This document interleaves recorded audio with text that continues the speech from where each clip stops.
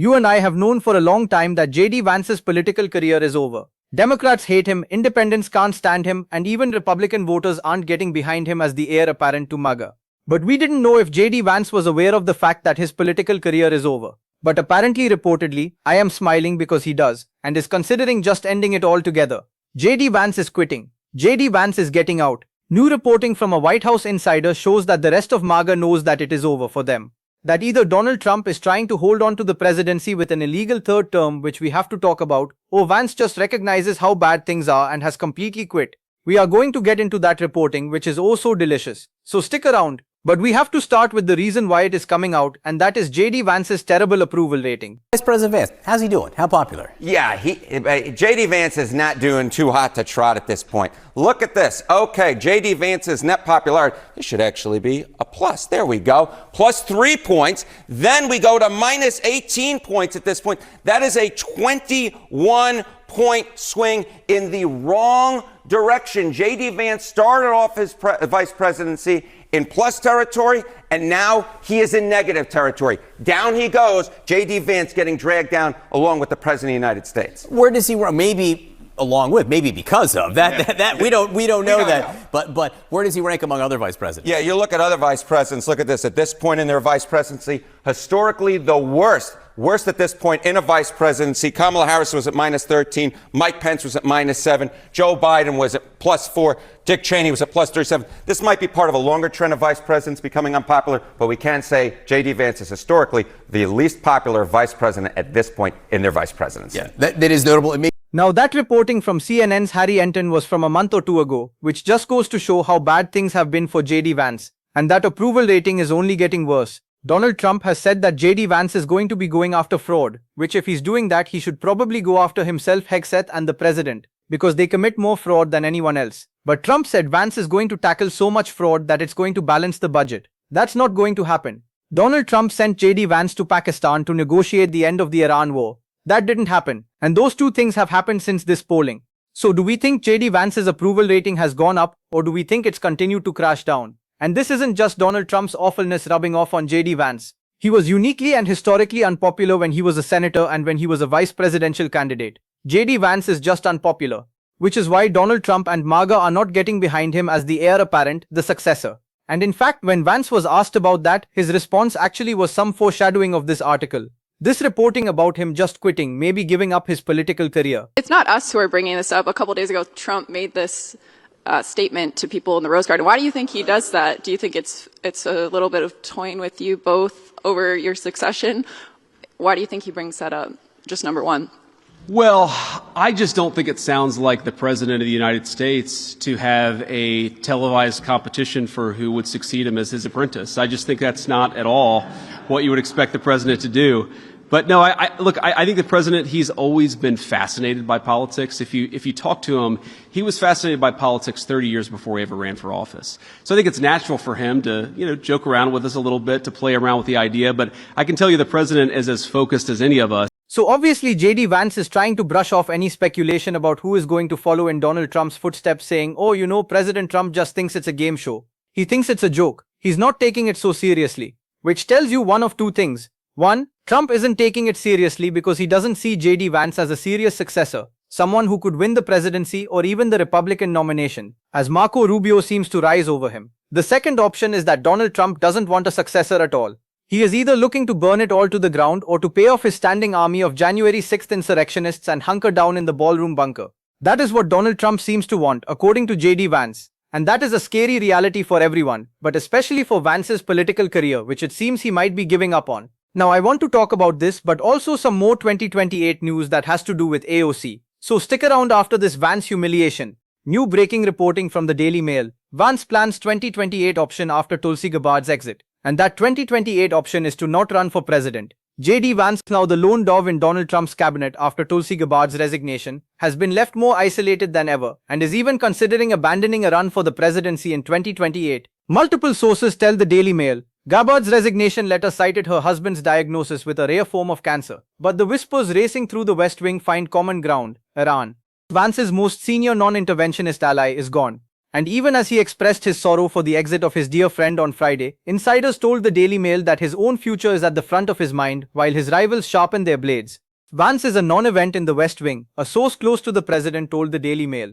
Vance's isolation comes at a moment when Marco Rubio's stock inside the West Wing has never been higher, with the Secretary of State helping to plan an invasion of Cuba, while the Vice President flails in peace negotiations with Iran. The Vice President's dovish brand of foreign policy has set him on a collision course with Donald Trump. The sources say the rift is deepening as Trump embraces his wartime leader image. The president has made it clear in recent months that he doesn't abide by this strong, silent Gary Cooper-style approach to foreign policy. A White House insider told the Daily Mail, "He's loud. He's active. These guys prefer to speak softly and carry a big stick, but Trump speaks loudly and carries a massive cannon."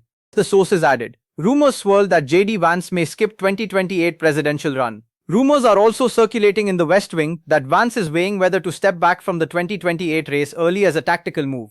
According to the source, the insider noted it may be better for him to not own everything that's gone on in the last couple of years. The vice president is just 41, and allies have floated political alternatives that would let him sit out the next cycle and re-emerge later. But a separate source close to the vice president told the Daily Mail that sitting on the sidelines would be folly. Anyone who wants to be a viable nominee for president has a very small window, and if you don't go when that window is open, most likely it never opens up again, the source close to Vance said. Time can be unforgiving. Tulsi Gabbard's exit leaves JD Vance isolated in Trump orbit. Vance's only viable path to a future in the White House runs straight through 2028. Gabbard's resignation, along with Joe Kent's, shows that JD Vance's place as the supposed anti-interventionist in the White House has isolated him more, leaving him less loyal to Donald Trump and probably less likely to be his successor. So, that is the state of play for JD Vance. And this tells me a couple of things. The fact that there are even rumors that Vance is considering not running for president in 2028 and just quitting on his political career altogether shows me that he knows how unpopular he is, not just broadly with Americans but within the Republican Party. That there is a deep rift between him and Trump. And if that rift is on Iran and Donald Trump's interventionist foreign policy more broadly, it means that Trump will be continuing to intervene in other countries. Like, Donald Trump is going to continue going to war. That is what this tells me. Donald Trump plans to continue his war on Iran on behalf of Israel, and he wants to go into Cuba. He just subpoenaed streamer Hassan. Anyone who's laughing at that or cheering it on, you're a fascist collaborator. By the way, but he just had his Republican subpoena Hassan and is going to try to go after him criminally for bringing critical aid to Cuba. So that alone is a sign that Donald Trump wants more foreign intervention. But Vance deciding that he's quitting on his political career is just so funny. Again, the fact that this is even being floated as a possible option shows that JD Vance is flailing right now, and there is more distance between him and Trump than maybe some people realize. But someone who is not flailing right now, and I'd love to spend all day talking about Vance falling apart, but there is some other 2028 news that we certainly need to cover that you may be excited about. Someone who's not flailing is AOC, who is making some 2028 waves of her own that I want to talk about right here. AOC takes more steps towards 2028 run for president. Alexandria Ocasio-Cortez says she hasn't decided whether to run for president, but the New York Congresswoman is making new moves toward a possible White House bid. Ocasio-Cortez launched a national tour in recent weeks without calling it one. Why it matters? Whether AOC jumps into the race is one of the biggest X factors in the 2028 Democratic primary. Democratic operatives expect she would easily raise $100 million just from small dollar donors, mobilize many supporters of Vermont Senator Bernie Sanders' past campaigns, and command attention as few other candidates could. Driving the news, just in May, AOC has rallied voters in Philadelphia for a left-wing congressional candidate in a competitive primary who once spoken at a rally in Montgomery, Alabama about voting rights addressed the historic Ebenezer Baptist Church in Atlanta with Senator Raphael Warnock met with Reverend Martin Luther King Jr. His daughter at the King Center in Atlanta visited Morehouse School of Medicine, also in Atlanta, to discuss black maternal health, rolled out several endorsements in races across the country. So, while JD Vance is flailing, AOC is seizing on her opportunity. And that is what we need right now. Whether you like AOC or Pete Buttigieg or Gavin Newsom or JB Pritzker, we need Democrats who can excite our base, who are young, who are impactful, and are talking about big, bold structural change and taking the fight head-on against Republicans. Of course, we've seen Gavin Newsom do that with redistricting. He also did it in the wake of the Supreme Court allowing mass gerrymandering, going back to Jim Crow in the South. But so is AOC. And I think this speech was one of the best examples of how it is time for the North to pull up to the South.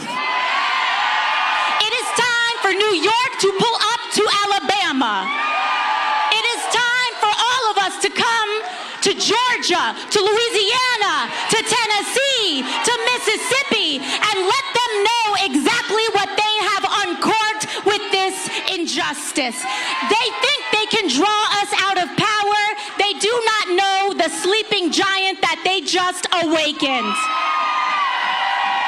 Because it is not a coincidence, and our whole country must understand that it was not until voting rights were ratified in this country that we got the Great Society. Because when Black Americans have the right to vote and that vote is protected, our schools get funded. When voting rights are protected, healthcare gets expanded. When voting rights are protected, our country moves forward. In Montgomery, that's what they're actually afraid of. They're afraid of us coming together. They're afraid of us protecting one another. Alabama is the crucible. Georgia is the crucible. Tennessee, Louisiana, Mississippi is the crucible. So if you are not from here, it is time to pull up. Because what they thought was the final blow is actually just the opening silo. So on one hand, you have JD Vance flailing and considering just giving up on his political career. On the other hand, Democrats are rising, and our rising bright stars are brighter than ever. We have a lot to look forward to heading into 2028, and we're going to cover it all on this show. If you want to support that, as always, you can hit that subscribe button, leave a like on this video. If you stuck around to the end, drop a blue heart in the comments. Keep on fighting, y'all. Don't let them silence you.